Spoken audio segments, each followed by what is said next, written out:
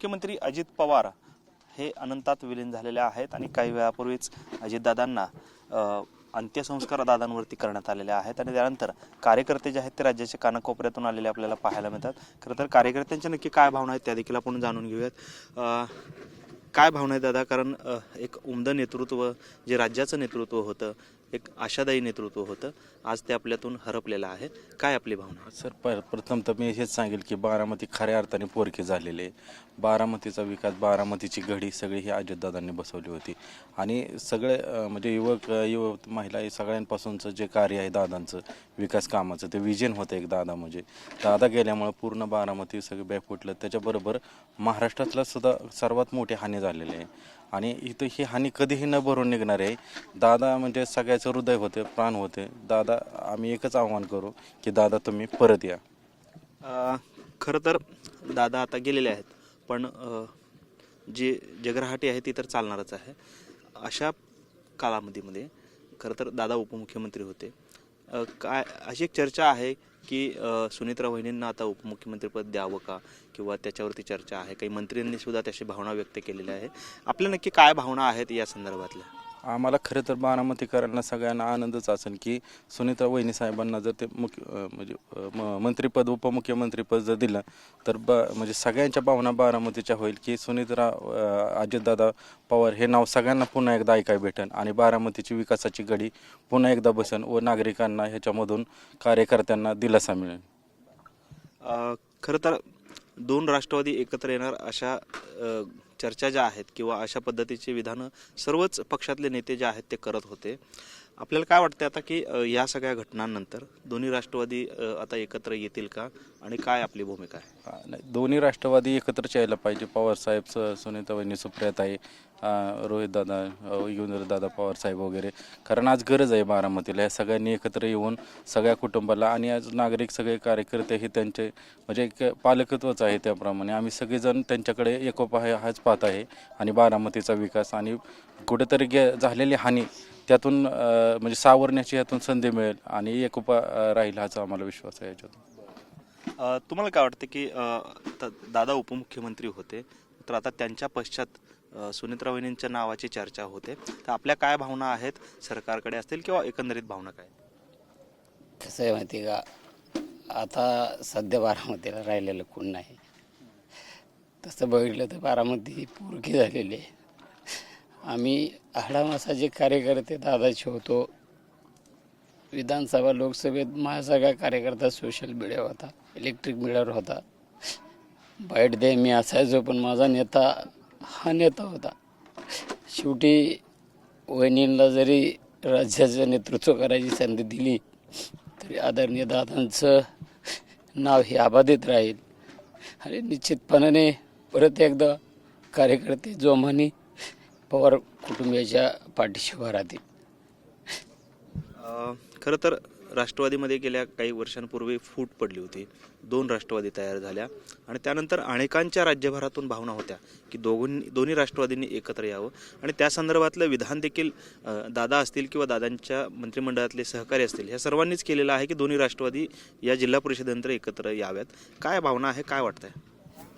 येणाऱ्या काळामध्ये दादांना डोळ्यासमोर ठेवून पक्षाची जी जबाबदारी घेणारे कोण नेतृत्व आहे ती निश्चितपणाने आदरणीय सुनेत्रा वहिनीताई असतील, जयदादा, पारदादा, ही पवारसाहेब सगळी बसून मंडळी एकत्र बसतील अशी आमची सगळ्यांची अपेक्षा आहे आणि त्यातनं एक चांगला निर्णय आदरणीय दादांना भावपूर्ण श्रद्धांजली व्हावी ह्याच अनुषंगाने त्यांना कुठेतरी एक चिरशांती लाभो या माध्यमातून त्यांनी चांगला निर्णय घ्यावा ही बारामतीकरांच्या आमच्या सगळ्या कार्यकर्त्यांची खरं तर इच्छा आहे।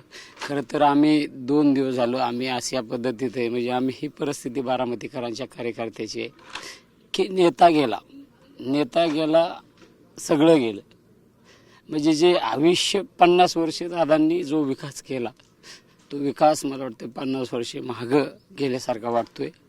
आज बघितलं तुम्ही की महाराष्ट्रात बघत होता की जिकडनं सूर्य उगवायचा त्याच्या अगोदर नेता कामाची पाणी करायचा, म्हणजे सूर्य उगवायच्या अगोदर हा नेता गोरगरीब सर्वसामान्य आणि विकासावर भर देणारा नेता होता. असा नेता आमच्यातून जाणं म्हणजे खऱ्या अर्थाने आमच्यासारख्याची कुठंतरी म्हणजे वाईट दिवस येण्याची परिस्थिती आहे. कारण कार्यकर्ता हा आदरणीय दादांच्या ताकदीवर कार्यकर्ता होता. आज दादाची ताकद आम्हाला कधीच मिळणार नाही. दादाचं हे ऋण बारामतीकरांसाठी खूप उपकार आहेत. दादांना न विसरणारा हा क्षण आहे. दादांनी केलेला विकास असेल, मायमाऊलीला दिलेला आधार असेल, गोरगरिबाला दिलेला आधार असेल, हे कदापि बारामतीकर विसरणार नाहीत. निश्चितपणे येणाऱ्या काळामध्ये दादांच्या विचाराने ह्या बारामतीमध्ये आम्ही सर्व कार्यकर्ते ताकदीशी काम करू. तुमच्या काय भावना आहेत? खरं तर सुनेत्रा विनींकडे ही जबाबदारी यावी अशा पद्धतीच्या चर्चा आहेत. उपमुख्यमंत्री त्यांना करावं असं देखील चर्चा सुरू होते. काय वाटतं? नक्कीच वहिनींना ती संधी मिळावी आणि दादांनी जाताना त्यांना सल्ला दिलेला आहे. 2-3 पॉडकास्ट आम्ही बघितलेत. पार्थ दादांना पण सल्ला दिलेला आहे. फक्त दादा नाही आहेत, पण दादांची उणीव भासणार आहे. त्यांनी जे सांगितलेल्या गोष्टी आहेत त्या वहिनींना माहिती आहेत. काही गोष्टी शिकवल्यात दादांनी, पार्थ दादांना पण शिकवलेल्या आहेत. आणि बारामतीचा जो रुबाब आणि माज होता ना, तो आमचा तो गेलेला आहे.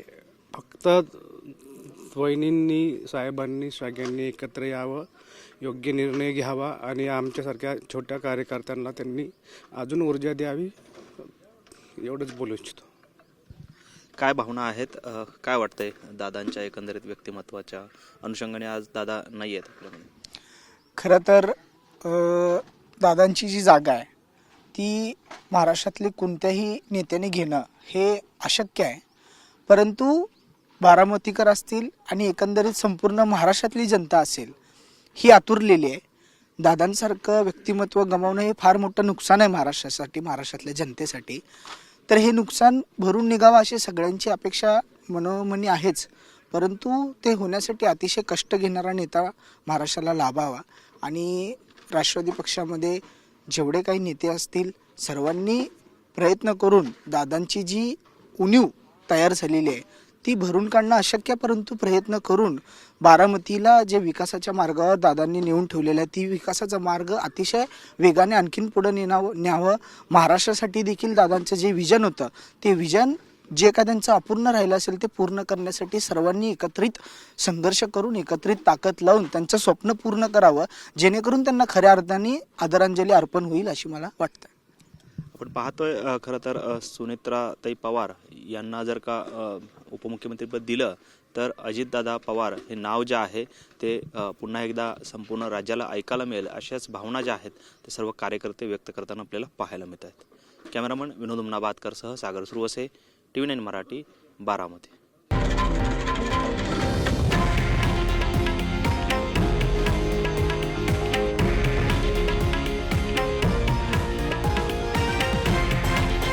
हे आहे देशातील नंबर 1 न्यूज नेटवर्क आणि आपण पाहत आहात TV9 मराठी, एकमेव.